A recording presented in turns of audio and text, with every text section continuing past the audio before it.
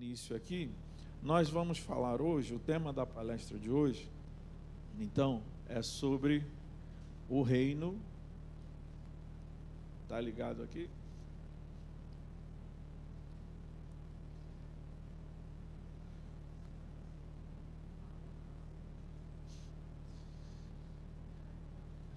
Tá indo não? Foi. O reino messiânico milenar. O reino messiânico milenar. E nós vamos... Vocês conseguem passar aí manualmente? Isso, por favor. Então, nós vamos retomar aqui de onde paramos. Lembra aí? Já vimos então o arrebatamento da igreja. Vimos o que aconteceu nos 7 anos de tribulação. Vimos ontem, falamos sobre o tribunal de Cristo, né? Não houve tempo, não deu para falar sobre as bodas, mas basicamente a conclusão do casamento de Cristo com a igreja, né? O casamento ele tinha 3 etapas nos tempos de Jesus, e que o apóstolo Paulo escreveu esse livro, e as bodas, então, dizem respeito a isso. A primeira etapa é quando você recebe a Cristo, crê em Jesus como seu Salvador, a primeira fase desse casamento. A segunda fase consistia em quando o noivo... Então, deixa eu contar a figura brevemente aqui. Então, o casamento judaico, naquela época, ele consistia em 3 etapas. Quais eram as etapas? Os pais dos noivos faziam um acordo, ou seja, vai haver o casamento, e o pai do noivo pagava um dote à família da noiva. Eles estavam casados ali, aquilo ali já tinha um valor legal, era a fase legal do casamento. Depois disso, o que acontecia? O noivo, então, ele saía para preparar a casa onde eles iriam morar, né? Ele com a sua noiva, que seria a sua esposa, na casa do seu pai. Depois de algum tempo, ele voltaria à meia-noite com um cortejo. Os irmãos lembram daquela parábola das 10 virgens? Lembram? Então, ela ilustra esse tipo de situação. Então, o noivo voltava com um cortejo à meia-noite, a noiva estava esperando por ele, pronta para recebê-lo. Ele vinha com muita festa, com muita alegria, então buscar a sua noiva para levá-la para a casa do pai, para a casa que ele havia preparado. E então eram celebradas por muitos dias as bodas, a festa do casamento. Como um outro exemplo bíblico, as bodas de Caná, lembra? Dias e mais dias de festa. Tanto que acabou lá o vinho, Jesus teve que atuar para o povo não passar vergonha na festa, não é assim? Então, esse era a forma, o casamento judaico típico da época. Então, qual é a figura aqui? Jesus, quando alguém crê em Jesus, é equivalente à etapa, porque quem pagou o preço pela noiva foi quem? Jesus, amém? A noiva que somos nós, a esposa do Senhor que somos nós, quem pagou foi o Pai por meio do sacrifício do Filho. Então, ele pagou o preço na cruz. Quando você crê nisso, você já está casado com Jesus. Amém? E a boa notícia é que Jesus não se separa nunca de nós. Amém? Então, você já está. Então, quem aqui já creu em Jesus? Amém? Então, você não é de mais ninguém a não ser dele. Amém? Então, ele saiu para preparar o lugar, e a segunda etapa corresponde o quê? Quando ele vier buscar a sua igreja, que vai ser no arrebatamento. Já esqueceram rápido, né? Vai ser no arrebatamento. Então, é quando ele vem e leva a noiva para a casa do pai, certo? E, por fim, então, a última fase é quando a igreja chega lá no céu e tem a festa, né? Depois do tribunal, todo mundo recebeu sua coroa, suas vestes, suas posições no reino e tal. Agora é só festa. Você acha que é só aqui que a gente gosta de festa, né? Então, a festa começa lá no céu e vai depois descer para a terra, certo? Então, hoje nós vamos falar disso. Então, só dei um breve resumo aqui das bodas, que não deu tempo de falar ontem. Então, o tribunal de Cristo, que a gente falou ontem, na sequência dele começa a festa já. E aí são as bodas. E aí depois, amados, vem o quê? A vinda, ou a segunda vinda de Cristo a esse mundo. Ele vai pisar aqui nesse mundo, nós vamos ver isso a partir de agora, e ele vai implantar o seu reino, o reino do Messias. Por isso que a gente chama de reino messiânico. É o reino do Messias. E o Apocalipse é quem revela para nós que esse reino vai durar quanto tempo? 1000 anos. Por isso ele também é conhecido como milênio ou reino milenar, certo? Vamos lá. Ajuda aí, pessoal, por favor.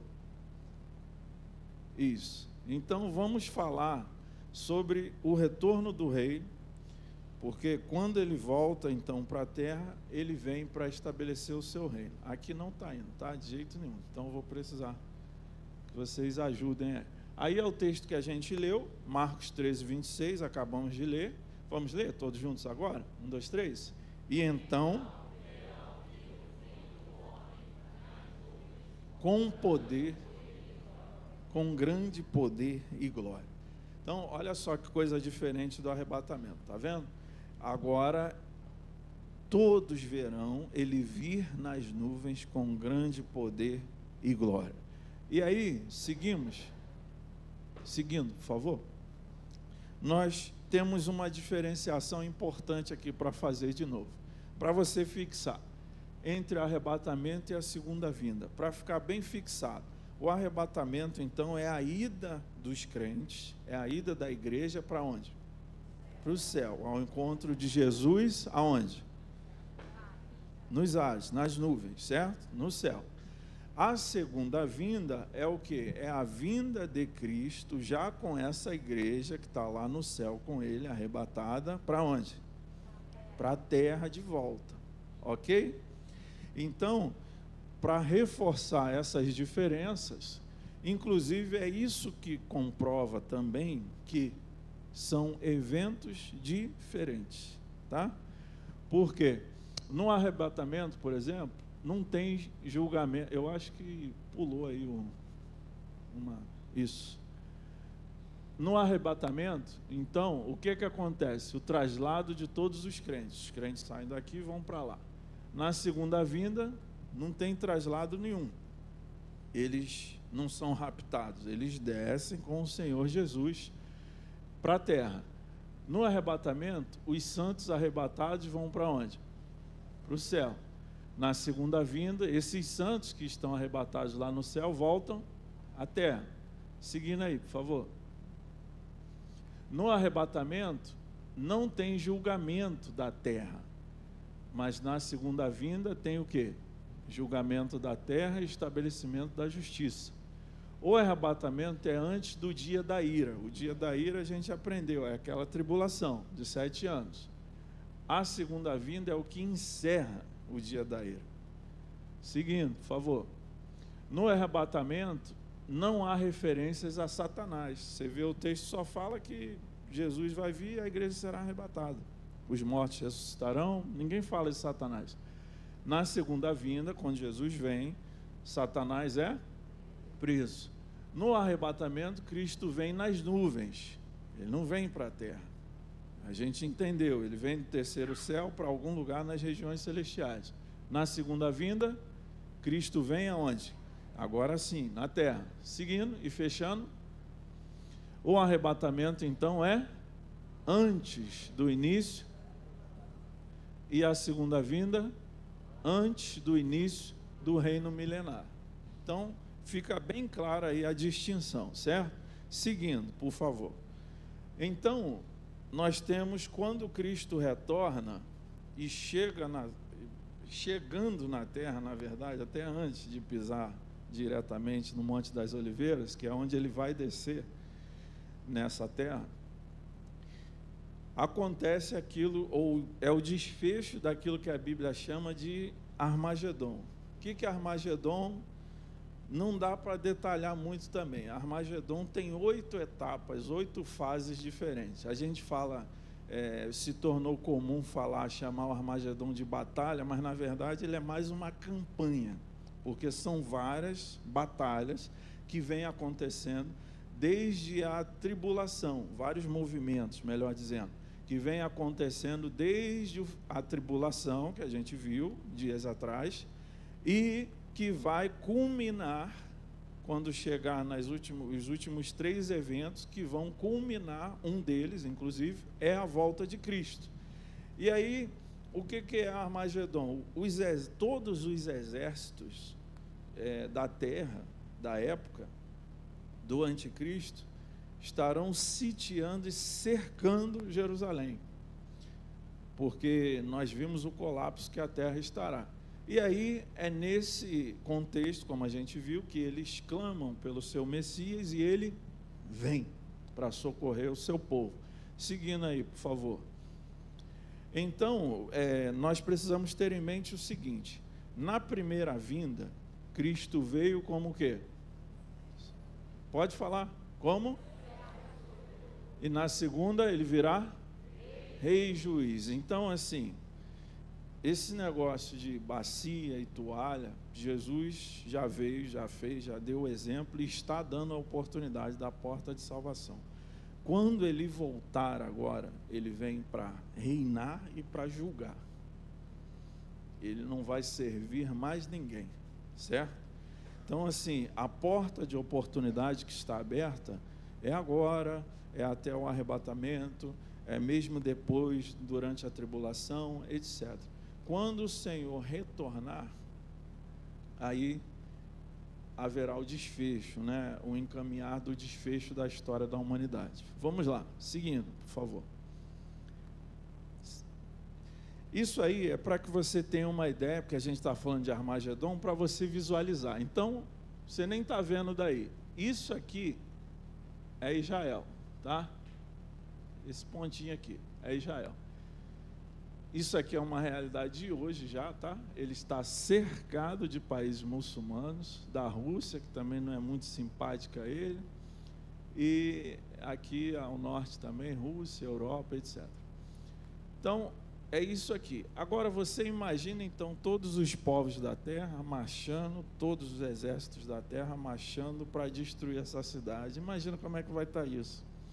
E aí, é isso que a Bíblia chama então de Armagedon, e a quantidade de pessoas que vão estar nesse lugar. Soldados, guerreiros prontos para batalhar, para aniquilar Jerusalém.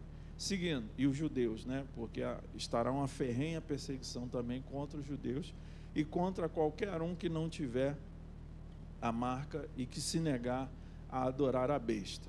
Então, meus irmãos, seguindo aqui, quando nessa reta final então de Armagedon é o quê? A segunda vinda de Cristo. Cristo vem, e aí o que acontece? O fim da batalha no Vale de Josafá, ou seja, é isso que a gente conhece como a batalha do Armagedon, né? E por fim, a vitória sobre o Monte das Oliveiras, porque é ali que ele vai pisar. Só que o Armagedon, na verdade, ele é uma batalha que não chega a acontecer. Porque quando você lê o texto, lá no capítulo 19, versículos 15 e 21, você vê que, na verdade, antes de colocar os pés na terra, Jesus dá uma ordem. Ele dá um comando, ele dá umas palavras, e todos esses exércitos são simplesmente aniquilados. Por quem? Pelo exército celestial que está vindo com Jesus e por vocês, a igreja gloriosa que está vindo com Jesus, certo? Então, é uma verdadeira, como eu disse, Jesus, ele volta como rei e como juiz. Lembra daquele versículo assim, todo joelho e toda língua, que Jesus Cristo é o Senhor. Qual é a dinâmica aí? É do rei conquistador. Inclusive, o simbolismo também é esse. Ele vem num cavalo branco, porque todo rei conquistador na antiguidade, ele, após a sua vitória, ele montava num cavalo branco e desfilava de vestes brancas, que eram um símbolo da vitória, um símbolo da conquista. Então Jesus ele já vem assim dos céus. E ele vem então, e o texto fala, e quando o rei conquistador, o rei vencedor, ele aniquilava os seus inimigos, aqueles que se rendiam permaneciam vivos e tinham a opção de se ajoelhar, ou seja, eu reconheço você como meu novo soberano, meu novo rei, porque eu sou do exército contrário a esse rei que está chegando, mas eu me rendi e eu me ajoelhei, ou seja, eu reconheço agora você como o meu rei. Mas a quem não se ajoelhasse é eliminado, sumariamente eliminado. E aí a Bíblia fala assim, todo joelho se dobrará, toda língua confessará que Jesus é o Senhor. E aí eu acrescento o entendimento, por bem ou por mal. O que é se dobrar por bem? É agora, no tempo da oportunidade, é reconhecer Jesus como Senhor da sua vida. Ele não é rei sobre a sua vida, não é? Então, mas nós reconhecemos isso. Então, ou a gente se dobra espontaneamente, ou, num certo sentido, toda a humanidade naquele dia, mesmo que seja nesse dia aí, toda a humanidade terá que se dobrar diante dele. Ou se dobrará, ou será dobrado, na marra, literalmente. Então, o que acontece? Jesus, ele dá um comando a uma verdadeira carnificina. A Bíblia fala de tanta morte, mas tanta morte, que são 350 quilômetros que se estende a batalha. É quase daqui lá em São Paulo, na capital.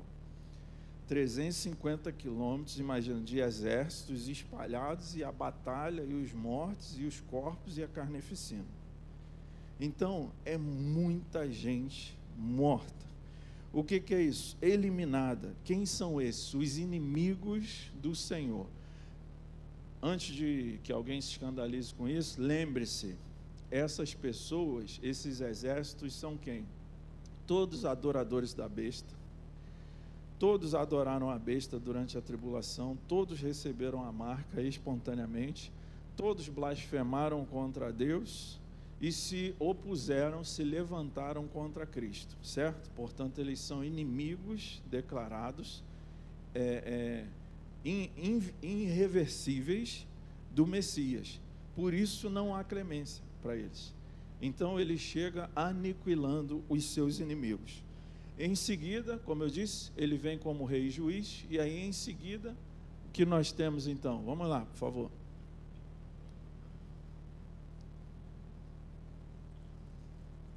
Foi. Nós temos então aquilo que a Bíblia chama de o julgamento das nações. Está lá em Mateus 25, versículos de 31 a 46. O que é o julgamento das nações? O nome já fala. Quando Jesus pisa na terra, então, no Monte das Oliveiras, uma das primeiras coisas que ele já julgou, antes de pisar na terra, de descer na terra, ele já deu um comando e já ordenou a eliminação dos seus inimigos. Ele vem então e julga as nações. E qual é o julgamento? As nações são as pessoas das nações que estão vivas quando ele volta. Então, qual é o julgamento que ele realiza ali? Você se lembra lá em Mateus, não vou ler o texto por uma questão de tempo. Então, as nações ou as pessoas que estão vivas na terra, quando Jesus volta, elas são separadas em duas categorias. Quem são eles? As ovelhas e os bodes. Você se lembra lá em Mateus. Agora você entende, né? Depois que ontem nós demonstramos a diferença entre salvação e galardão, agora você entende esse texto, porque ele fala assim, ó, tive fome, me deste de comer, tive sede, me deste de beber, tive nu, me vestiste, tive preso, foste me visitar. Aí eles falam assim, Senhor, quando que a gente fez isso? Ele fala o quê? Quando vocês fizeram a um desses pequeninos. Qual é o contexto? Que momento é esse que esse texto está tratando? É esse momento, quando Jesus pisa na terra. E é claro que ninguém está se salvando por dar comida para ninguém, porque isso é salvação por obras. Agora você já entende que esse texto, então, não está falando de salvação. Ele está falando de quê? De quê? galardão, de recompensa. Então ele está falando, olha, vocês fizeram, quando fizeram por esses pequeninos. Quem são os pequeninos? São os judeus e outras pessoas de outros povos, línguas e nações que receberam a Cristo durante a tribulação, também os 144 mil que o Senhor mandou para pregar a sua palavra durante a tribulação, e são essas pessoas, lembra, na tribulação só compra, só vende alimento, roupa, qualquer outra coisa, quem tem o quê? A marca da besta. Quem é de Jesus não tem a marca. Então, como essa pessoa vai comer? Como essa pessoa vai se vestir? Então, muitos vão ser mortos, decapitados, mas muitos vão ser presos e estarão na prisão, não chegarão o tempo da sentença, mas estarão presos. Muitos estarão fugidos pelos matos, pelas matas, pelas florestas, caçando e se virando como puderem. Nessa época, é claro que Deus vai prover e guardar o seu povo, como Ele sempre faz. Então, essa será a realidade. E essas pessoas, uns ajudarão os outros. Então, quando ele fala, eu tive fome, vocês me deram de comer. Tive sede, me deram de beber. Tive nu, me vesti. Tive preso, vocês foram os únicos que foram lá. Ou seja, vocês fizeram isso por eles. Aí ele fala, quando vocês fizeram por eles, vocês fizeram para mim. Aí o que vem na sequência? Ele fala assim, e ele chama de ovelhas, e ele fala assim, vinde possuir o quê? O reino que vos está prometido por herança. Vinde benditos, possuir o reino. Ou seja, a recompensa, o galardão deles é agora entrar também, fazer parte do reino do Messias que vai se iniciar.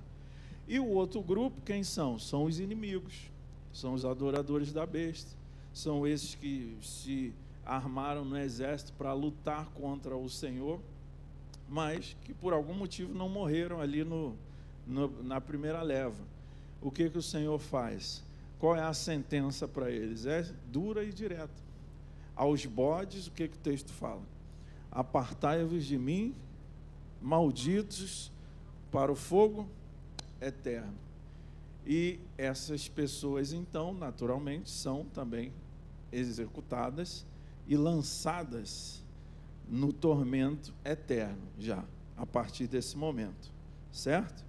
Então, nós entramos agora numa fase, depois disso, me ajuda aí, por favor, o próximo. Depois disso, então, nós entramos numa fase de transição. O que é a transição? Por que é necessário? Lembra da tribulação? Você lembra o que a tribulação fez na Terra? Na Terra, no planeta? Você lembra disso? Lembra que caiu coisa do céu, terremoto, rachou a terra toda, o mar está cheio de sangue, secou rio. Você lembra disso, não lembra? Essa é a mesma terra quando Jesus voltou, ela está desse jeito ainda. Então, ela vai iniciar um processo de transição. Quando o homem caiu lá no Éden, quando o Adão pecou, o ser humano pecou e o pecado entrou na criação, ele não entrou só no ser humano, ele entrou na criação, em tudo. O que Deus falou para Adão? Adão, você fez isso, a primeira sentença que ele dá é essa, ele fala, agora por causa de você, maldita é a terra. Agora ela vai dar espinhos, ela vai dar um monte de coisa que ela não dava. Barato, você acha que Deus criou piolho, mosca? Você acha? Barata, coisas nocivas ao ser humano? Claro que não, isso tudo vem da maldição que acometeu sobre a terra. Então, essa maldição é essa, lá em Romanos 8, a Bíblia fala que a criação geme, porque ela aguarda a redenção dela também, ou seja, um momento que a maldição vai ser retirada de toda a criação. Então, assim como Deus nos salvou, nos redimiu, Ele também vai redimir a criação.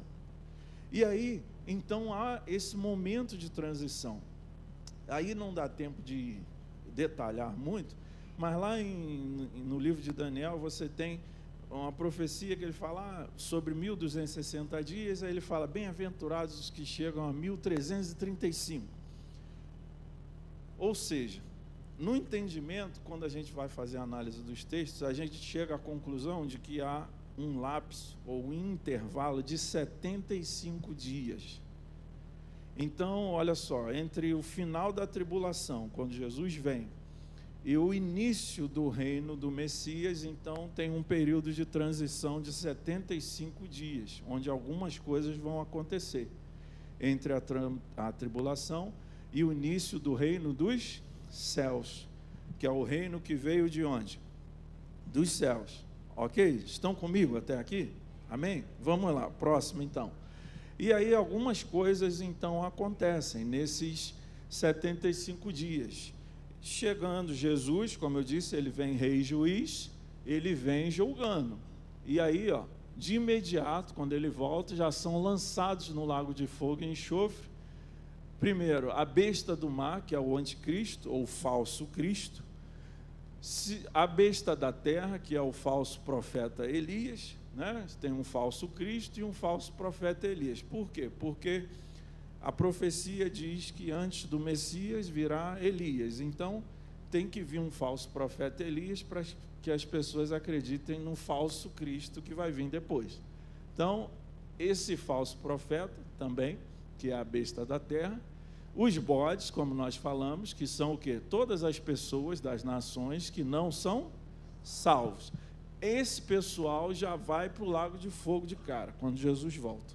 São lançados, quem estiver vivo vai ser executado, vai morrer, e vai ser lançado no lago de fogo, que arde em enxofre por toda a eternidade. Certo? Seguindo, por favor.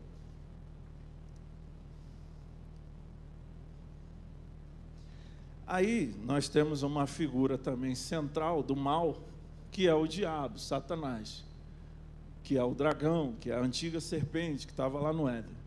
Ele é o quê? Preso no poço do abismo. Pode pular, por favor. Próximo. Né?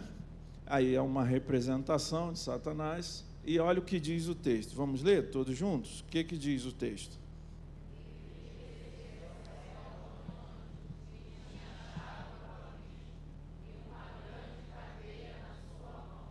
Então, o abismo não é um poço sem fundo, é uma prisão, certo?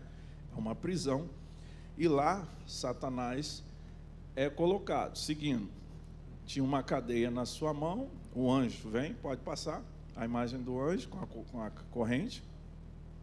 Então, um anjo, perceba, Jesus nem se envolve nisso diretamente, ele dá ordem, um anjo vai lá e prende Satanás.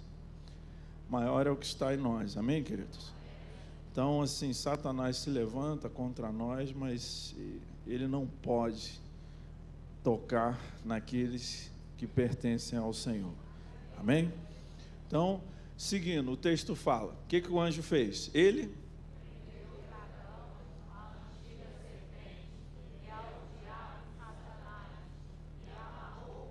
por 1000 anos. Durante muito tempo eu fiquei em crise, né, com esse texto. Falei, meu Deus, por que não matam logo esse diabo?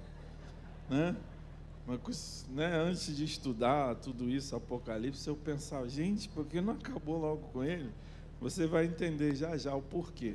Seguindo, por favor. Ele prendeu, né, acorrenta ele e lança ele, pode passar. E o texto continua, vamos lá? E lançou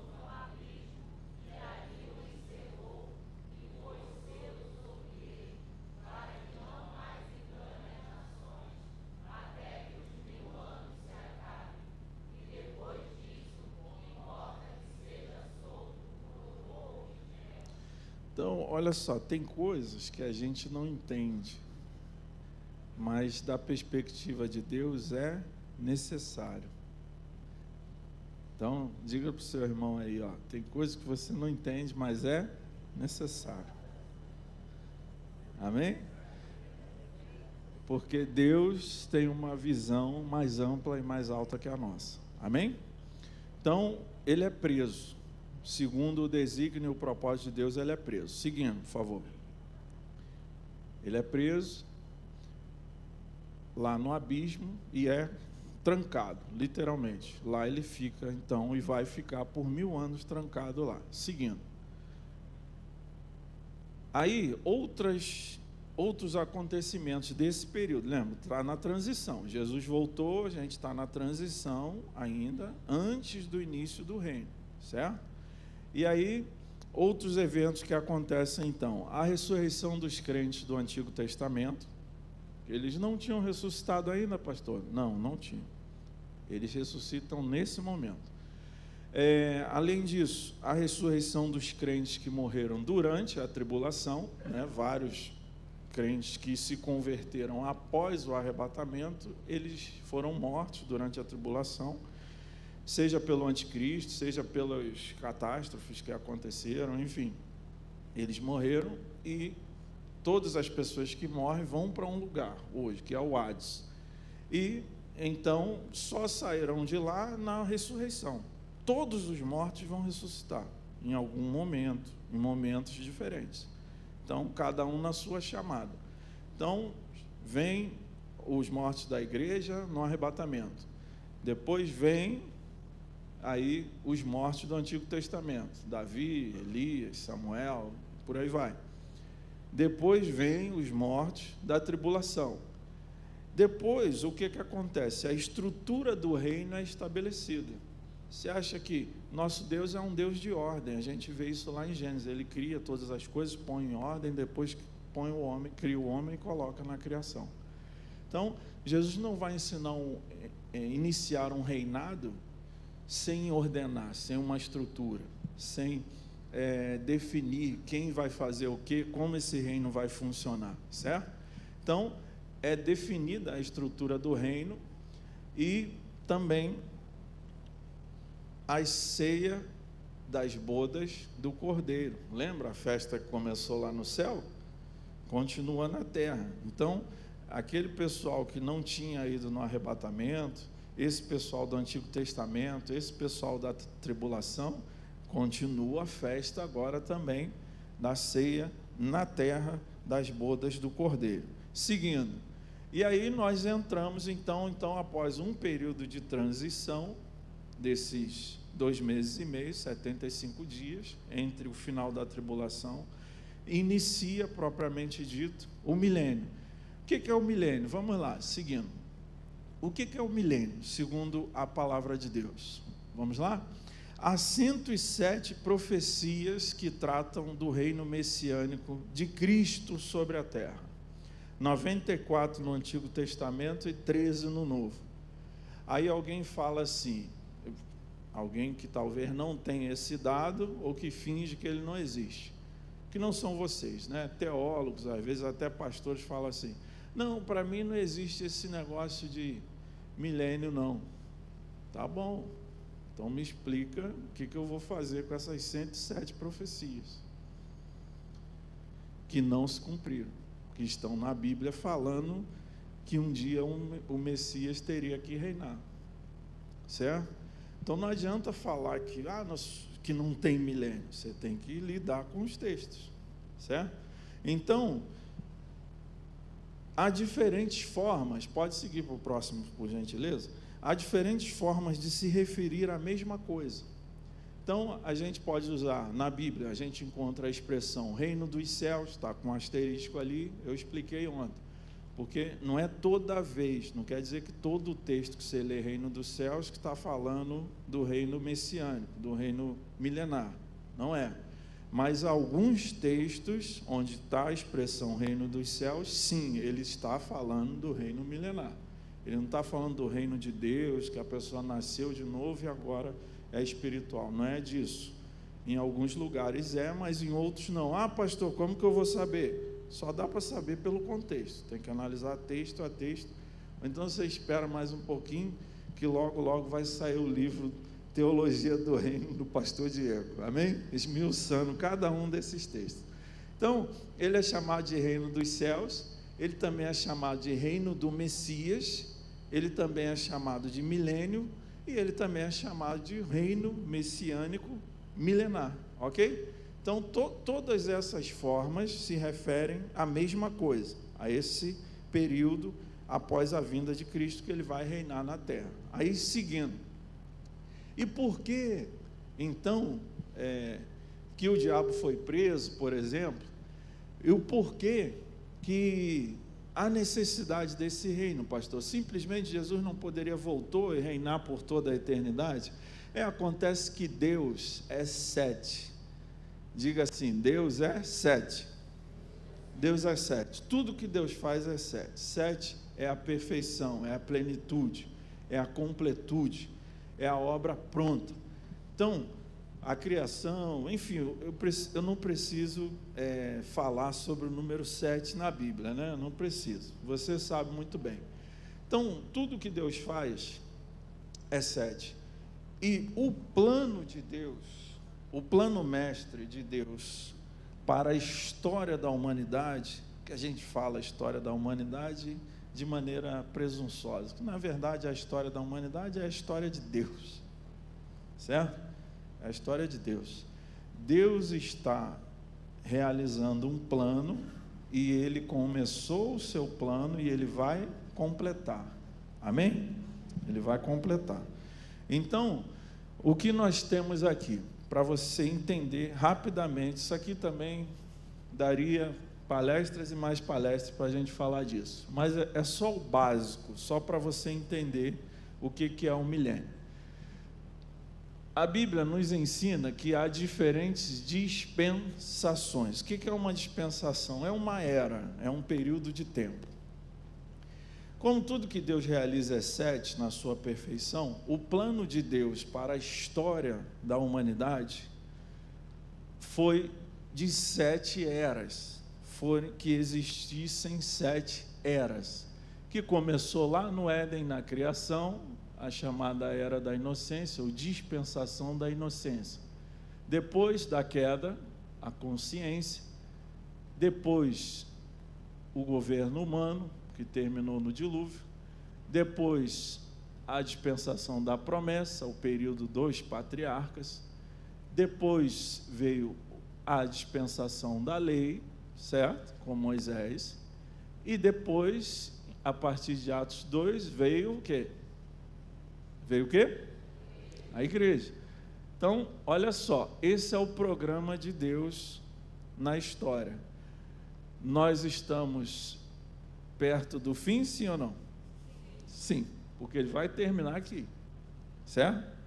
Então, vocês sabem contar: 1, 2, 3, 4, 5. Nós estamos na 6ª dispensação, na 6ª era, que é a era da igreja. Então, quando a era da igreja vai ser concluída, pastor?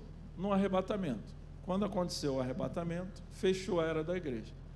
E aí você tem a tribulação e vai se iniciar a 7ª e última era da história da humanidade.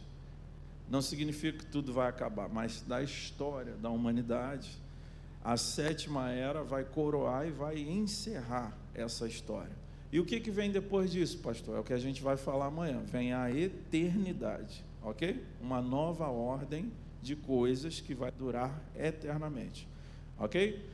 Então, por que a necessidade de um milênio? Por conta disso, em primeiro lugar, porque ele é previsto por Deus, ele é a 7ª e última era da história da humanidade. Então, a cada uma dessas eras, em cada uma dessas dispensações, o homem tinha responsabilidades que ele desobedeceu e falhou e que ocasionou em juízos, certo? Porque é sempre assim, Deus dá a revelação, o homem tem que obedecer, o ser humano falha, e aí vinha o juízo.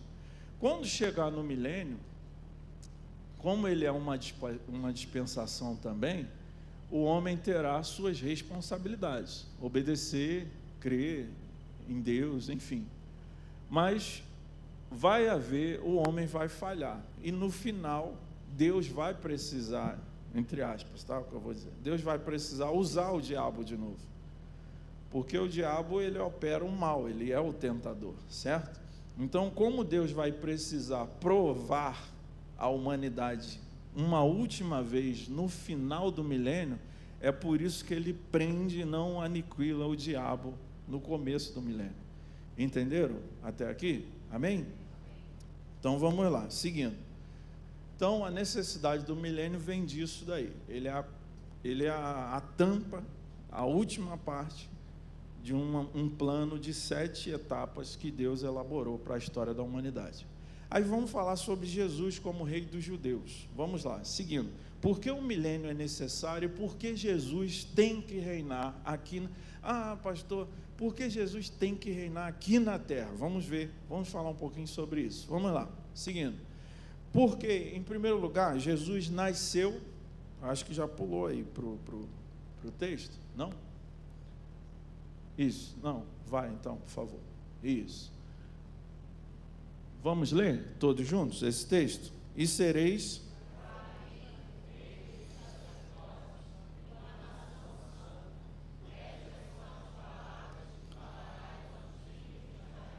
Então, olha só, isso daí é palavras do próprio Deus, e é a primeira vez que o Senhor Deus usa a palavra reino na Bíblia. Ela aparece antes em Gênesis, mas não usada por Deus. É a primeira vez que Deus usa essa palavra reino na Bíblia.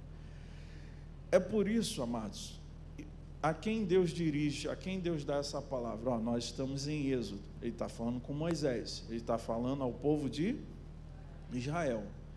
Então, veja que desde que os escravos, recém-libertos do Egito, qual foi a promessa que Deus fez para eles? De levá-los para o céu? O que o texto está falando aí? Que ia levar Israel para o céu? Não. Que ia fazer deles o quê? Um reino, uma nação santa. E em Deuteronômio, por exemplo, fala que eles seriam a cabeça e não a cauda, a cabeça das nações, a nação mais importante de toda a terra. Essas promessas ainda não se cumpriram. Então, o que nós temos? A expectativa, é por isso que para você evangelizar um judeu, hoje, e será também na tribulação e tal, se você for falar com ele sobre o evangelho da graça, e se arrepender, e para ir para o céu, isso para ele é meio confuso, porque o povo de Israel nunca teve essa esperança de ir para o céu. A promessa de Deus para Israel sempre foi onde? Na terra, deles serem a cabeça das nações, deles serem a nação mais importante da terra. A promessa deles é ser um reino sacerdotal de Deus, certo? A nação escolhida por Deus. A promessa do céu é para o povo do céu, que é a igreja. Então, agora Jesus chega e Deus faz essa promessa para eles quando eles saem do Egito. E aí nós seguimos para o próximo texto, por favor. Por que Jesus tem que reinar? Porque ele tem que ser o rei dos judeus. O texto lá é para a gente entender que desde que Deus tirou Israel do Egito, ele intentou fazer deles um reino sobre todos os reinos da terra. E aí, por que Jesus é o rei dos judeus? Primeiro, porque ele recebeu a promessa de ser rei dos judeus. Leiamos o texto juntos. E o Senhor...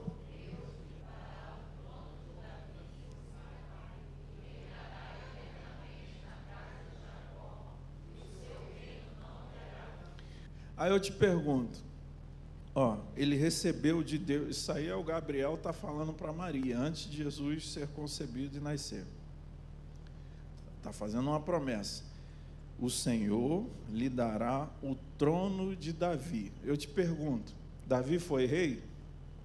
Sim ou não? Em qual nação? Onde fica o trono de Davi então? Onde ficava? Em Israel. Você lembra da cidade? Alguém lembra? A cidade? Jerusalém. Então, quando Deus fala assim, faz a promessa, ele, o Senhor, seu Deus, vai dar para ele o trono de Davi, ou seja, ele é o descendente de Davi, ele é o rei Messias prometido, e ele vai se assentar no mesmo lugar onde um dia Davi se assentou. A pergunta que eu te faço é: você já leu os evangelhos? Você já leu essa passagem? Onde, na sua primeira vinda, enquanto esteve aqui, Jesus sentou lá no trono de Jerusalém, reinou. Já leu esse versículo? Não, então de duas uma. Ou Deus mentiu, ou a palavra de Deus mente, ou essa promessa ainda será o quê? Cumprida. Qual das duas você fica? Amém? Então, seguindo. Além disso, Jesus, seguindo o próximo item.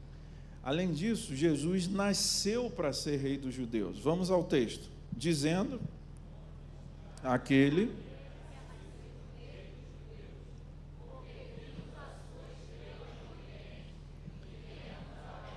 Olha, essa é a fala dos magos. Vocês se lembram? Onde está aquele que é nascido, o quê? Rei dos judeus. Então, ó, ele recebeu a promessa de ser rei dos judeus, nasceu para ser rei dos judeus, até gente de fora, os magos vieram e sabiam disso, e o Herodes tanto sabia disso, ficou com medo também, mandou matar as crianças, né? Então, ele nasceu para ser rei dos judeus. E também, vamos ao próximo item, ele morreu também acusado de ser rei dos judeus. Vamos ao texto? E puseram...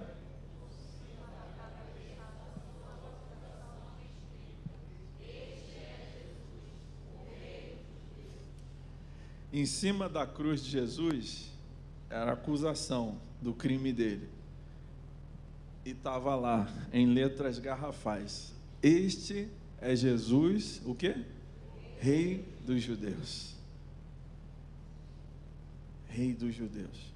Você acha que esse ódio insano, diabólico, que existe pelo povo judeu, desde que o mundo é mundo, você acha que isso é coincidência? Pesquisa a história da humanidade, vê se existiu um povo mais perseguido no mundo, na história da humanidade, que o povo judeu. Mas por que será que o diabo tem tanto ódio desse povo? Porque ele sabia que o Messias seria o quê? Do povo judeu, viria do povo judeu. Jesus é judeu, você sabe disso, né? Amém? Então, você sabe que ele morreu e ressuscitou no mesmo corpo. Amém? Amém ou não amém? Amém. Você sabe que depois ele subiu, foi arrebatado aos céus com o mesmo corpo que ele ressuscitou. Amém? Que ele está assentado no trono lá com esse mesmo corpinho. Amém, amados? Então, se ele subiu, nasceu judeu, morreu judeu, ressuscitou judeu, subiu para o céu judeu, está lá no céu judeu, ele vai voltar de lá como também? Judeu. Só que como Senhor e Rei de todas as nações da terra, inclusive nosso. Amém? Então, até mesmo nessa ocasião, não vou ler o texto aqui, só citar, vocês se lembram, em Atos 1, os discípulos, já no Monte das Oliveiras, os apóstolos chegam para ele e falam: Senhor, é agora que o Senhor vai restaurar o reino de Israel? Se eles tivessem entendido errado, como alguns querem dizer, né? Ah, não, Jesus veio, o pessoal se enganou, eles acharam que ele ia implementar o reino. Ele ia mesmo, ele vai implementar esse reino. Eles não se enganaram, não. Eles não se enganaram, não. A expectativa deles estava certa. O erro deles foi não reconhecer que Jesus era o rei prometido, certo? Mas o entendimento deles estava certo, de que o Messias iria estabelecer, eliminar os inimigos, como eu falei aqui, e reinar a partir de Israel sobre todos os povos da terra. Isso aí não tem erro nenhum nisso, nesse entendimento que eles tiveram. Então, Pedro chegou, os apóstolos ali chegaram, depois da ressurreição, no Monte das Oliveiras, momentos antes dele ser elevado aos céus, eles perguntam: Senhor, é agora então que o Senhor ressuscitou? É agora que o Senhor vai restaurar o reino a Israel? Se ele estivesse falando uma bobagem sem tamanho, o que Jesus ia dizer? Cara, esquece esse negócio de reino. O reino está no seu coração. Esquece isso, reino de Israel, acabou isso aí, o reino agora é espiritual, está no seu coração, eu vou para o céu e acabou. Não, mas não foi isso que ele falou. O que ele respondeu? Não vos compete saber os tempos que o Pai estabeleceu pelo seu próprio propósito. Ou seja, o tempo não é agora, mas o reino vai ser estabelecido, certo? Mas só que você não tem que saber disso. Isso diz respeito a mim e ao Pai. Então, seguindo aí, por favor, nós vamos falar. Aí a pergunta que não quer calar é essa: quando foi que Jesus reinou em Israel?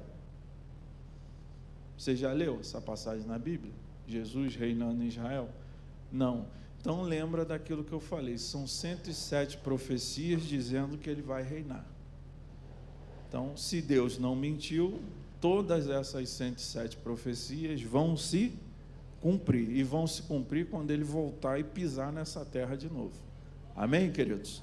Seguindo, vamos ver as características agora gerais do milênio. Pode seguir, por favor. Características gerais do milênio, né?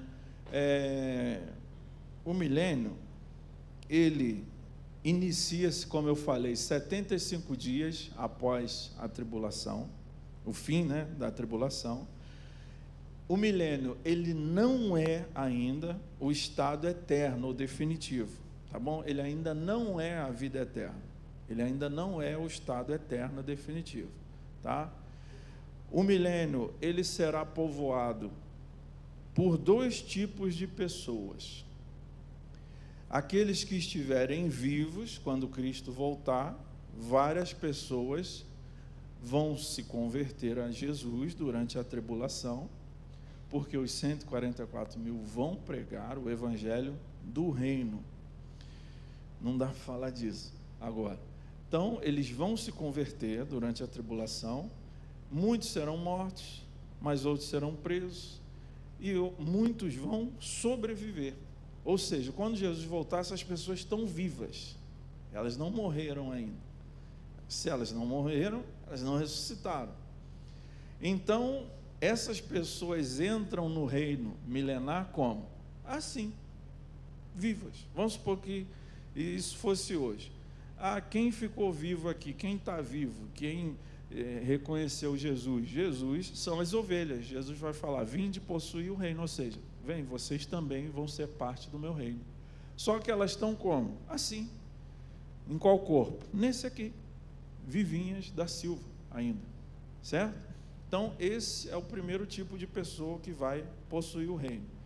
E o segundo tipo, além, um outro grupo importante também que vai sobreviver, os 144 mil, tá? Porque a gente vê eles aparecendo no capítulo 7, eles são selados para que a besta não possa fazer mal a eles. Então todos eles sobrevivem à tribulação, eles chegam intactos, todos eles, os 144 mil, à tribulação. A gente vê isso lá no Apocalipse 14 depois. Então, as pessoas vivas, os 144 mil estão vivos, eles entram no reino vivos nesse corpo aqui. Mas além deles, vocês se lembram, quem desceu com Jesus dos céus? A igreja. A igreja está nesse corpo aqui já? Ainda? Não. A gente já está no corpo o quê? Glorificado. E então, no milênio, no reino do milenar, você tem então pessoas que ainda estão nesse corpo, que ainda estão vivas, e você tem pessoas que já ressuscitaram. Lembra? Ressuscitou o pessoal do Antigo Testamento, ressuscitou os santos da igreja, ressuscitou o pessoal que morreu na tribulação. Esse pessoal já está no corpo glorificado. Então você tem pessoas vivas e pessoas no corpo glorificado. Pastor, isso é um absurdo. Como é que o senhor fala um negócio desse? De onde o senhor tira um negócio desse? Da Bíblia. Jesus morreu, depois ele ressuscitou, amém? Ele é o primogênito dentre os mortos, ou seja, a Bíblia fala que ele foi o primeiro a ressuscitar para nunca mais morrer. Então, ele é o nosso modelo, é o protótipo.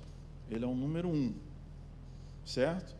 Daquilo que será a ressurreição de quem crê em Jesus. Quando Jesus ressuscitou, ele andou por aqui, pela terra, pelo meio dos vivos, sim ou não? A Maria tocou nele, sim ou não? Confundiu ele com o jardineiro e tudo, né? Confundiu ele com um jardineiro, não com um anjo, ou seja, a aparência dele era bem humana, né? Bem comum. Ele comeu também, sim ou não? Comeu. Ele, que mais fez? O pessoal estava reunido lá, com a porta fechada, ele apareceu lá. O texto não fala que ele atravessou a parede, né? Então, assim, fala que ele apareceu lá. E ali ele conversou com eles. Ele falou: toca aí. Lembra do Tomé? Ele falou: toca aí, Tomé. Vê que um espírito, eu não sou um espírito, porque um espírito não tem carne e ossos, como eu tenho. Qual o corpo que ele estava? Glorificado. Pode falar, glorificado. Ele está ressuscitado já, quando ele fala isso. Esse é o corpo o quê? Glorificado. Então, as pessoas conseguiram o quê? Tocá-lo, sim ou não? Então, qual é o problema do corpo glorificado andar no meio dos vivos? Fala para mim. Biblicamente, não opinião. Mas eu não... Não, biblicamente, qual é o problema? Concorda que não tem nenhum? Amém? Não tem nenhum. Então, no milênio você tem isso. Inclusive o próprio Jesus, que vai estar de volta aqui, ele está glorificado, e ele está andando no meio das pessoas sem dificuldade nenhuma. E os santos que já estiverem ressuscitados já estarão nesse novo corpo, né? É porque amanhã, em nome de Jesus, tá bom? Muito importante que você venha amanhã. Amanhã a sua visão, a sua perspectiva sobre a eternidade e o céu, eu te garanto que vão mudar completamente, tá bom? Então, ele vem, os santos vêm com ele. Então, no milênio você tem esses dois grupos de pessoas, aqueles que estão vivos e aqueles que já estão glorificados. Esse pessoal que está vivo, lembra que o reino vai durar quanto tempo, pessoal? Pode falar, vocês estão muito tímidos hoje. 1000 anos. Em 1000 anos, o que você acha? Dá para fazer um bocado de filho ou não dá? Dá ou não dá? Dá, não dá? Você lembra lá em Gênesis, quando Adão viveu 970 e poucos anos? Lembra disso? Dá, claro que dá, né? Então, não me recordo agora, para não falar bobagem aqui, mas, salvo engano, quando Noé, nos tempos de Noé ali, não de Noé, Lameque, pai dele, Adão estava vivo ainda. Então, assim, Lameque, esse pessoal todo era geração dele. Então, imagina quantos filhos, quantos netos esse homem viu, 970 anos que ele gerou. E os filhos e os netos gerando filhos, enfim, imagina quantos parentes ele... Esse dia eu estava vendo um vídeo aí, uma reportagem na internet, um senhor lá na África, tem 128 filhos. Ele tem lá poligamia, né? Então ele tem 11, parece. Teve 11 esposas, tem 128 filhos. Então ele não tem muito mais que 60 anos, essa reportagem que eu vi. Então, amados, veja bem, qual é o ponto aqui que eu quero demonstrar para você? Quem está vivo, vida que segue, certo? Claro, nós vamos falar aqui, vida que segue no reino de Jesus. O reino é uma maravilha, você vai ver aqui agora, um mundo perfeito. Essas pessoas vão continuar se multiplicando, gerando filhos. Os glorificados não, certo? Mas o pessoal que começou o milênio vivo, eles vão o quê? Se reproduzir normalmente. Então, lembra da tribulação que morreu um monte de gente? Lembra que a gente falou aqui? A terra vai ser repovoada. A terra vai ser repovoada. Em 1000 anos dá para nascer um bocado de gente. Sim? Amém? Então, seguindo. E o item ali, número 4, não haverá atividade satânica no milênio, porque Satanás estará o quê? Preso. Seguindo, por favor. Então, o que é o milênio? O milênio, ele é uma transição, ele é uma antessala da eternidade. O milênio o que é muito confuso para alguns irmãos, para alguns pastores, para alguns teólogos, que também era para os profetas do Antigo Testamento, é que eles receberam a revelação, eles viam o evento futuro, e às vezes eles viam coisas relacionadas ao milênio e às vezes à eternidade. Então você lê, por exemplo, você lê Isaías 60, Isaías 65, Isaías 66, às vezes no mesmo versículo, você lê uma frase que ele está falando do milênio, você lê uma frase que ele está falando do novo céu e da nova terra, que já é na eternidade. Por quê? Porque, de uma certa forma, o milênio é uma transição para a eternidade. Lembra das dispensações? Ele é a 7ª, ele é a última. Então, o que vem depois disso? A eternidade. Então, o milênio é isso, ele é uma preparação. A Terra está vivenciando um processo de restauração que vai culminar no novo céu e na nova terra. Vamos ler, seguir, por favor. Vamos lá que eu preciso andar aqui. As condições do mundo no milênio. Como é que vai estar o mundo aqui no milênio? Vamos lá, seguindo. Vamos pular esse texto, por favor. Pode pular. Pode pular. Pode pular. A gente vai precisar andar aqui. Então, olha só, as características do milênio. Como vai ser a vida, como é essa terra agora, esse reino dos céus de Jesus? Em primeiro lugar, ele é caracterizado pela paz. O fim de todas as guerras. Pela primeira vez o mundo vai experimentar paz mundial, sem exceção, porque todos os reinos estarão unificados debaixo do reinado de Cristo. Ele vai ser o rei de toda a terra. Em segundo lugar, ele é um reino de alegria. Não haverá pessoas tristes no reino de Jesus. Não haverá nenhuma tristeza. Terceiro, ele é um reino de santidade, o milênio. É um reino santo, a terra será santa, a cidade será santa, o templo será santo e os súditos serão santos desse reino. Seguindo, ele é um reino de glória, porque aquela profecia também há de se cumprir. Toda a terra se encherá do conhecimento da glória de Deus. A glória de Deus estará sobre toda a face da terra. Consolo, o Rei Jesus, pessoalmente, cuidará de todas as necessidades das pessoas. Portanto, haverá consolo. Seguindo, por favor.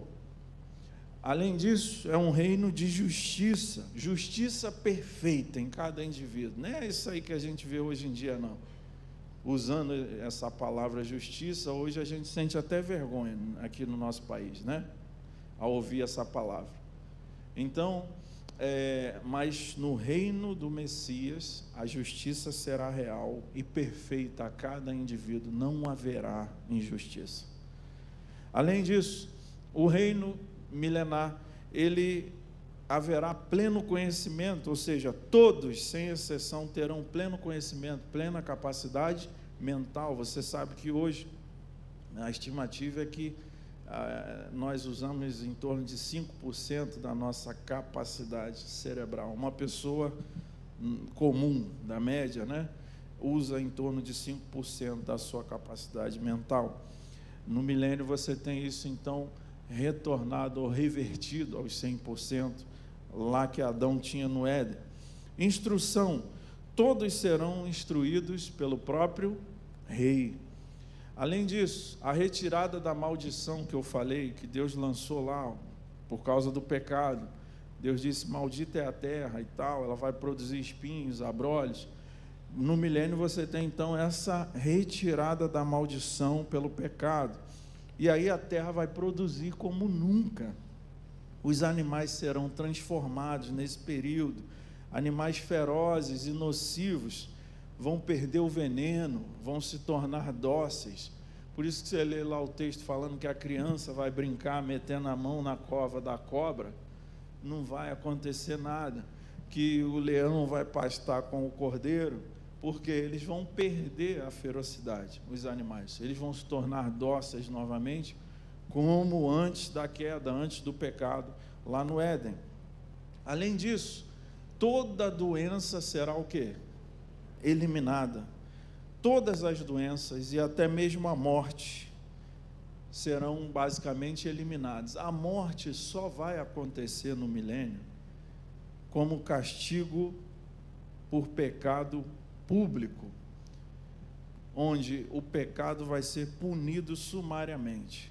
Quem pode pecar? Lembra que só iniciou o milênio quem era salvo, os vivos e os glorificados. Só que você lembra que os vivos se multiplicaram. Filho de crente é o que? É crentinho? Não. Filho de crente tem que conhecer Jesus e se converter também. Então, os pais, todos que entraram no milênio são salvos, são crentes. Mas esses que vão nascer durante esses 1000 anos, e vai nascer bastante gente, certo? Cada um desses vai ter que ter a sua experiência com quem? Com o Rei, com Jesus. E aí vai ter aquilo, né? Muitos, no coração, serão rebeldes contra o Rei, mas não vão expressar isso. Aí isso aí só vai ser revelado lá no final, quando o diabo for solto. Agora, alguns vão se aventurar e se rebelar. Quem se rebelar vai ser eliminado imediatamente. Não vai ser tolerado nenhum tipo de pecado nesse sentido no reino, embora ele ainda estará presente, o pecado. Então, trabalho, vamos lá, seguindo, por favor. Trabalho. Foi? Não, acho que eu pulei aí, né? Desculpa, pessoal. É, isso aí mesmo. A cura dos deformados. Então, no milênio, toda deformidade será curada. Toda deficiência, toda má formação congênita, tudo isso vai ser curado no milênio. Além disso, a liberdade em relação à opressão. Não vai haver opressão social, opressão política, opressão religiosa, né? Ausência de imaturidade. Não haverá corpos, mentes fracas. A longevidade lá de Gênesis, que a gente vê, ela vai ser restaurada. Na verdade, as pessoas que entrarem vivas no milênio, os salvos, eles provavelmente vão viver o milênio todo, né? Aí você me pergunta, pastor, e quando essas pessoas vão ser glorificadas? A Bíblia silencia. Talvez no final do milênio eles sejam também transformados como as pessoas do arrebatamento, sem necessariamente ter que passar pela morte. Então, porque as condições vão ser muito favoráveis, a longevidade vai ser restaurada, as pessoas vão passar a viver muitos anos novamente, como a gente lê na Bíblia lá no Gênesis. Além disso, reprodução dos povos vivos, já falei, né? As pessoas vão gerar muitos filhos. Trabalho, haverá um sistema econômico perfeito. Seguindo, prosperidade econômica, é o próximo mesmo, por favor. Prosperidade econômica, ou seja, não haverá falta ou necessidade, sim abundância. É um mundo perfeito, amados. O aumento da luz, lembra na tribulação que acabou a luz? Aqui você tem o aumento da luz solar, aumento da luz lunar. O que vai refletir isso? Maior produção de alimentos, a terra vai produzir mais. E a terra produzindo mais, há mais abundância, há mais fartura, há mais prosperidade. Então, além disso, uma língua unificada, cessa as diferenças, né? Uma língua unificada, um só povo, uma única língua. Além disso, também nós temos uma adoração unificada, não tem mais 32.000 religiões como tem hoje, e contando, mas apenas adoração apenas a Deus e ao Rei, que é o próprio Senhor Jesus. Seguindo, nós temos então a teocracia do reino, né? O reino vai ser uma teocracia. Aí nós temos a hierarquia do reino. Lembra do tribunal de Cristo ontem? Lembra? Lembra as coroas que cada um recebeu? Isso vai implicar nisso aí. Qual vai ser o seu lugar nesse reino que Jesus vai estar iniciando? Então, qual é a estrutura do reino? Cristo é o rei, né? Eu coloquei alguns versículos que deu ali, mas são muitos mais, tá? Para embasar tudo isso aí. Só esse aí de Jesus são mais de 10 referências bíblicas aqui. Então, Cristo é o rei, óbvio, né? Do reino milenar. Davi, a Bíblia apresenta ele como sendo colocado como príncipe da região ali do Oriente Próximo, que a gente chama de Oriente Médio hoje em dia, né? Então, aquela região ali, o Davi recebe isso como galardão, a Bíblia menciona ele pelo nome nessas referências. Além disso, nós temos os 12 apóstolos que vão receber autoridade sobre a nação de Israel. Olha os graus aí de galardão, você está vendo? Então, Davi tem o dele, os 12 apóstolos têm o dele. Eles vão receber autoridade sobre a nação de Israel. Seguindo, além disso, nós temos nobres e governadores que vão reinar debaixo de Davi. Então, perceba que tem uma hierarquia, um reino organizado, certo? Nobres e governadores que vão reinar debaixo de Davi. Além disso, nós temos autoridades menores que governarão sobre 10, sobre 5 cidades, conforme lá nas parábolas das minas, dos talentos. O Senhor fala, servo fiel, você vai ter autoridade sobre 10 cidades, sobre 5. Então, você tem isso. E você tem também juízes, que também serão levantados. Então, essa é a hierarquia do reino. Você está em algum desses lugares aí, amém? Amém? Você vai estar em algum desses lugares aí, de acordo com o seu galardão, com aquilo que a gente falou ontem, com o trabalho de cada um para o Senhor. Aí vamos lá, para a gente fechar aqui. Vamos seguir. Acho que pulou aí. Volta aí, por favor. É o Gog e Magog? Pula. Isso.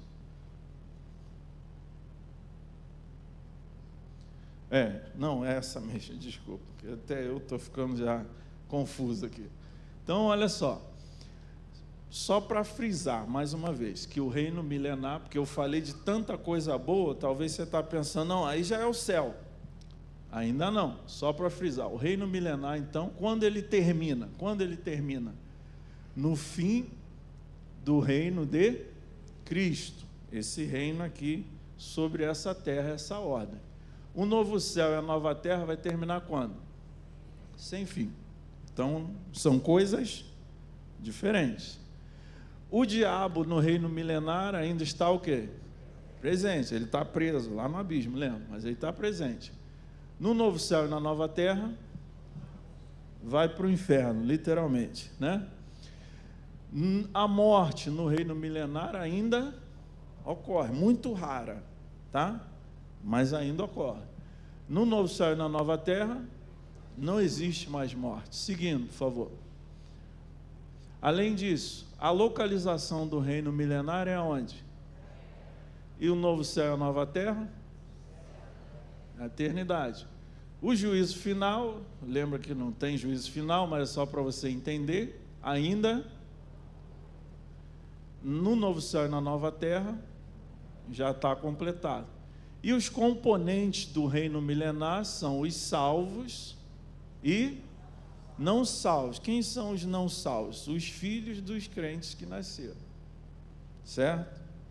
E muitos, claro, vão ser salvos, porque vão receber o reino no seu coração, mas muitos vão rejeitar e vão ficar com isso dentro de si até o momento seguinte. Seguindo aí, por favor, que é o Gog e Magog. Tem mais uma ainda. Satanás no reino milenar ainda não foi julgado totalmente. No novo céu e na nova terra, ele já foi julgado totalmente, certo? Seguindo, aí a gente chega no Gog e Magog. Vamos na reta final aqui. Seguindo. Então, o Gog e Magog é o quê? Eu acho que eu incluí esse item aqui rapidamente, porque é uma coisa que suscita muita dúvida dos irmãos. Gog e Magog é uma expressão que aparece na Bíblia só 2 vezes, em Ezequiel e aqui em Apocalipse. Então, quando a pessoa lê em Apocalipse, ela corre lá e tenta estabelecer uma correlação, né, entre Apocalipse e Ezequiel. Aí eu preparei uma tabela aí, resumida, só para te demonstrar o que é cada uma desses casos. Vamos lá. Gog e Magog em Ezequiel, quem são os participantes? Nações específicas. Em Apocalipse é o quê? Todas as nações. Gog e Magog acontece em qual momento? Aquele que está escrito lá em Ezequiel, antes do milênio. O de Apocalipse, depois do milênio. Os mortos de Gog e Magog lá em Ezequiel leva 7 meses para o enterro dos cadáveres, de tanta gente que morre, que a Bíblia fala. Em Apocalipse 20 é o quê? Os mortos são consumidos instantaneamente pelo fogo. Segue, por favor. Então, o que nós temos aí? Só para você identificar, não dá para explanar aqui, mas esse Gog e Magog, então, de Ezequiel e Apocalipse são coisas diferentes. Por que usa Gog e Magog em Apocalipse, então? Vou dar um exemplo. Quando a gente fala assim, Primeira e Segunda Guerra Mundial, a gente está falando de uma mesma guerra ou de 2 diferentes? 2. Mas por que a gente chama as 2 de Guerra Mundial? Porque elas são parecidas, elas são do mesmo tipo. Então, o que João está falando em Apocalipse é que esse levante agora, essa rebelião agora, é do mesmo tipo que aconteceu lá naquele que Ezequiel profetizou. Ok? Amém? Então, desencana desse Gog e Magog aí. Então, nós temos aí o abismo, seguindo, por favor. Esse abismo vai ser aberto. E aí pode dar o play aí, por favor. Não, esse aí é um vídeo. Dá o play aí, por favor. Aí, o diabo, ele é solto no final, então, do milênio, e ele pega esses filhos dos crentes do milênio que tinham uma rebelião no seu coração, a Bíblia fala, ele sai a enganar as nações, e ele consegue ajuntar uma multidão de novo. E eles se insurgem como um exército e marcham para o quê? Para atacar Jesus, o reino de Jesus, o reino milenar. Só que essa é mais uma batalha que termina antes de começar. Deus envia fogo do céu e consome eles imediatamente, e Satanás finalmente, agora sim, vai para os quintos dos infernos, né? Ele é lançado no lago de fogo e enxofre, e lá ele vai ser atormentado, não tem nada de caldeirão, ele vai ser atormentado lá também, para sempre, por toda a eternidade, por todo o mal que ele causou, por todo o pecado que ele cometeu contra Deus. Amém? Seguindo. Ato contínuo, o que você tem então? Acabou, Satanás acabou, o diabo acabou, você tem o juízo do trono branco, do grande trono branco. Estou finalizando. O juízo do grande trono branco. Seguindo na próxima imagem, por favor. E aí, agora, todo mundo, quase todo mundo já ressuscitou. Os salvos. Só falta quem ressuscitar. O Hades, que é lá o lugar onde os mortos ficam, quase todo mundo já saiu de lá. Os últimos mortos que estão lá são todos os mortos não salvos. E aí agora esse pessoal todo é chamado a comparecer diante de Deus. E eles são julgados segundo as suas obras. Aí a Bíblia menciona, né, a abertura de livros no plural, né? E aí eu poderia listar aqui pelo menos 6 livros que são abertos. O livro da lei, o livro das obras, o livro dos segredos do coração humano, o livro das palavras que cada um falou ao longo da sua vida, o livro da consciência e, por fim, o livro determinante, que é o livro da vida.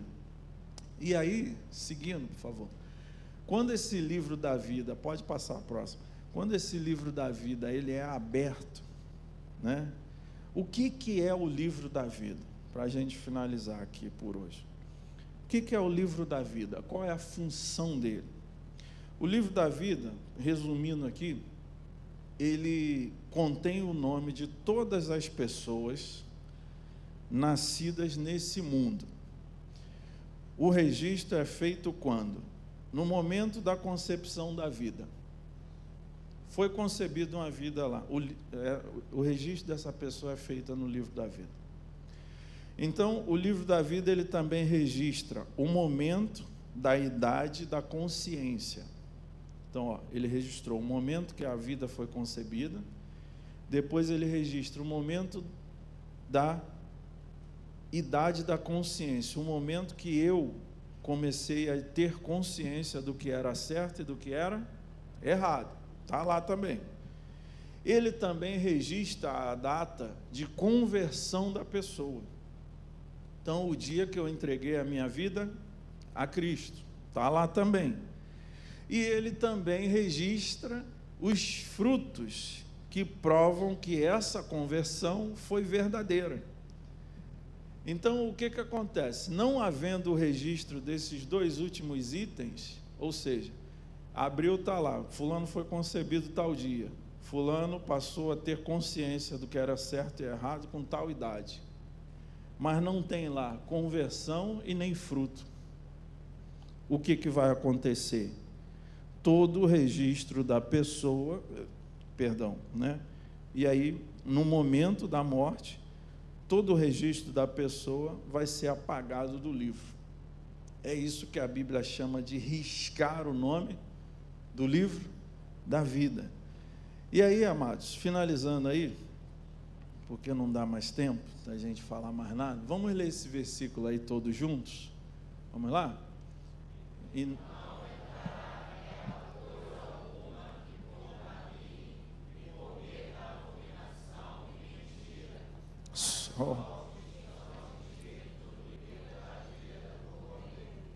Como esse pessoal que comparece no final, ninguém ali está com o nome escrito no livro. Então, todas essas pessoas comparecem ali diante de Deus apenas para ouvir sua sentença. Por isso que você não vê ninguém falando nada. Tem. Ali é só a sentença, é só para abrir o livro, porque Deus é justo, Deus não condena ninguém sem motivo, Deus não tem prazer na morte, na perdição do pecador, mas em que se arrependa e viva.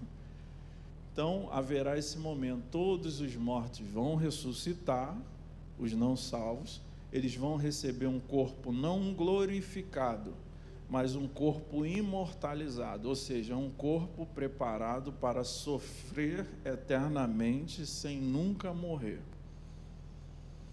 E aí, dali, todas essas pessoas vão ser lançadas no lago de fogo que arde em enxofre pelos séculos dos séculos. Infelizmente. A boa notícia é que, para todas as pessoas que ainda estão vivas, ainda a porta de salvação está aberta. Ainda há tempo de escrever lá no livro da vida a data da conversão e os frutos de uma vida de amor e serviço ao Senhor Jesus. Amém? Que nós possamos ser instrumentos para que essas pessoas tenham seus nomes gravados no livro naquele dia glorioso. Amém, meus amados? Pastor, eu agradeço.